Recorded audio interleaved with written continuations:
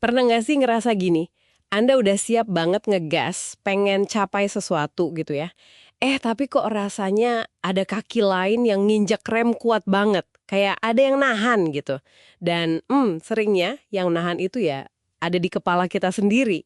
Hari ini nih kita mau coba gali lebih dalam ya gagasan dari buku You Are a Badass-nya Jen Sincero.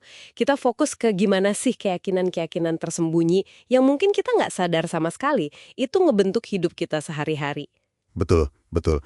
Dan tujuannya bukan cuma biar tahu aja ya, tapi lebih ke memahami cara kerjanya.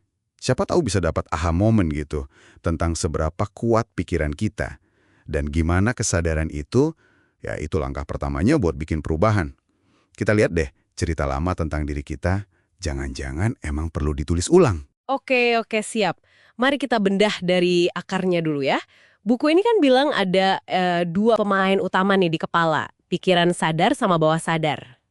Pikiran sadar ini yang biasa kita pakai kan, buat mikir, analisis, khawatir soal, ya inilah itulah, rencana mau diet, atau sekedar ingat kunci di mana, katanya sih ini baru benar-benar mateng pas remaja gitu. Tepat. Nah, tapi nih yang menurut Shinjiro punya daya dobrak lebih kuat itu justru pikiran bawah sadar. Ini udah ada dari lahir loh. Isinya perasaan, insting. Uniknya dia ini nggak pakai analisis, nggak ada filternya. Jadi cenderung nelen mentah-mentah aja apa yang didengar, apa yang dialami, apalagi pas kecil. Jadi kalau dulu sering dengar, wah keluarga kita mah susah cari duit, atau nikah itu ya pasti berantem terus. Nah, itu bisa kerekam jadi semacam kebenaran di bawah sadar. Nah ini nih, ini bagian yang suka bikin rumit ya. Gimana kalau keyakinan bawah sadar itu malah tabrakan sama apa yang kita pengenin secara sadar. Misal nih, sadarnya pengen banget sukses finansial. Tapi karena dulu sering lihat uang jadi sumber cekcok, bawah sadarnya ngerekam uang sama dengan repot. Gimana tuh?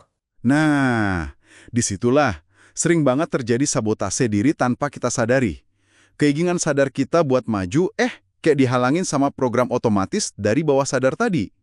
Bisa jadi, kita malah bikin keputusan finansial yang aneh, atau selalu aja ada apa gitu yang bikin uangnya hilang. Sabotase halus gitu.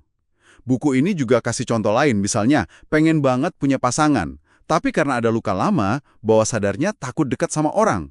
Ujung-ujungnya ya gitu deh, susah dapet. Oh, jadi kayak ada perangnya di dalam diri ya? Iya, persis.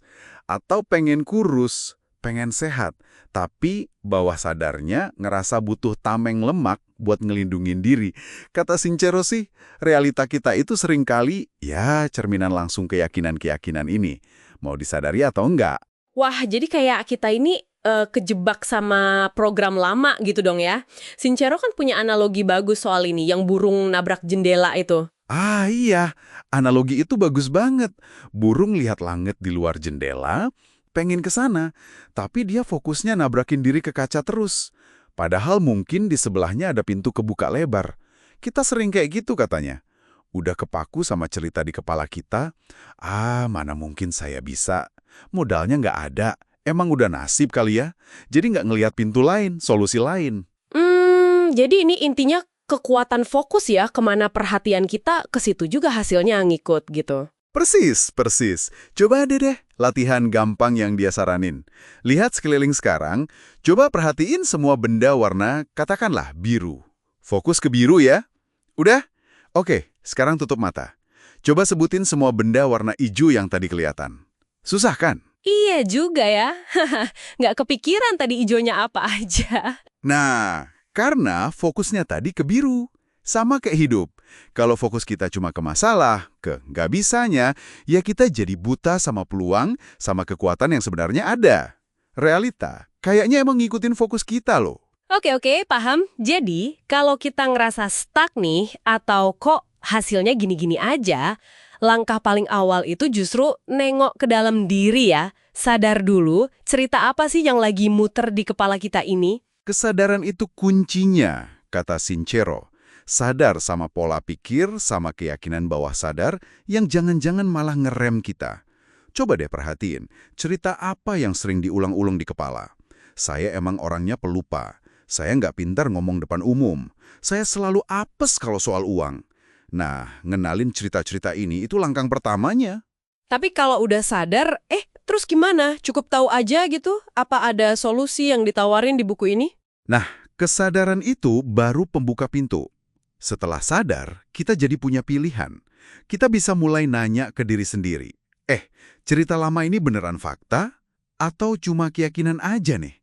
Terus, secara sadar, kita pilih fokus ke cerita baru. Cerita yang lebih bikin kita berdaya. Ini bukan cuma mikir positif doang ya, tapi bener-bener geser fokus secara konsisten. Misalnya nih, ganti, saya payah ngatur duit. Jadi, saya lagi belajar dan makin jago nih ngatur keuangan. Ini proses aktif buat nulis ulang program di dalam diri kita.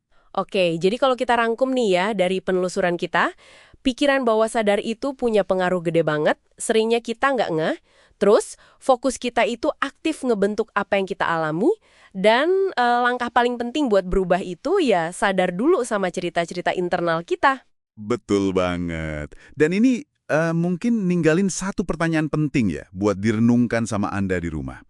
Kalau emang benar keyakinan dan fokus kita itu punya andil besar bikin hidup kita kayak sekarang, kira-kira cerita baru apa nih tentang diri Anda, tentang potensi Anda, masa depan Anda, yang bakal Anda pilih buat mulai ditulis dan diyakini?